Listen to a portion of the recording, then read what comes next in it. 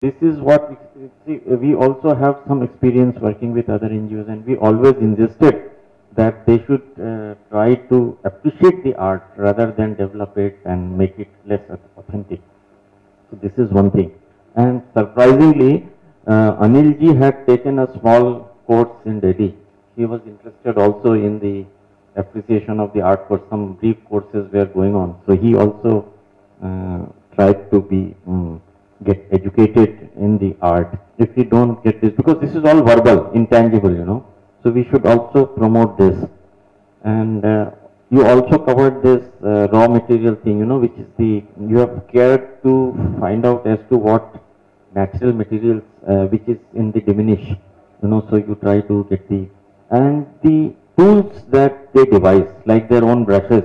So we always say that a craftsman should develop their own tools, and that is how they become the craftsman. And the guides also you have covered. The guide, this we also now there are few questions that I have.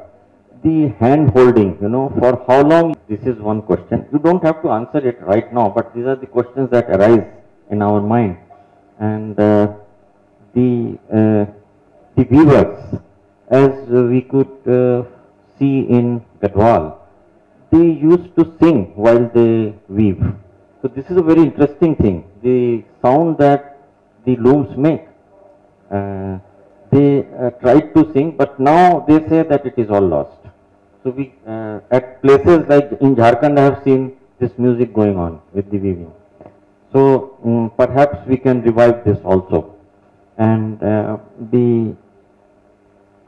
about the infrastructure, you have been very lucky to find the whole old streets existing, you know, and the moment money flows in, I think there will be a transformation in courses of shops and, you know, the concrete as you mentioned.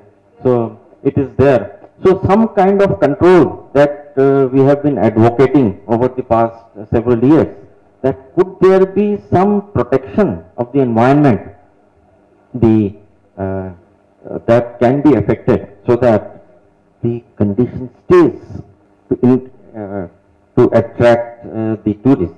The very way that they are coming, they should be allowed to stay and take pride in their infrastructure, you know. And now you also talked about the why rural tourism. So actually, the rural tourism, our country lives in the rural areas. That is fine, but the difficulty is that the division between the rural and urban is fast diminishing. You know, there is nothing as completely rural and completely urban.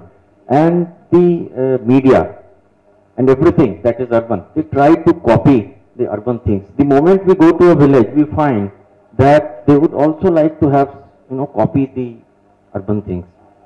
And the best thing that we as architects, no, I'm an architect, so the best thing that we can do is not to pollute the visual environment of the existing things, or if not, at least try to contain it to a limit, so that some attraction remains and least pollution. And I have a request to Madam that we have seen the AP tourism film, and no rural tourism sites have been included in the thing. And the rural sites have their own charm. And as in the last panel of you know, speakers, they discussed about the perception and the actual thing.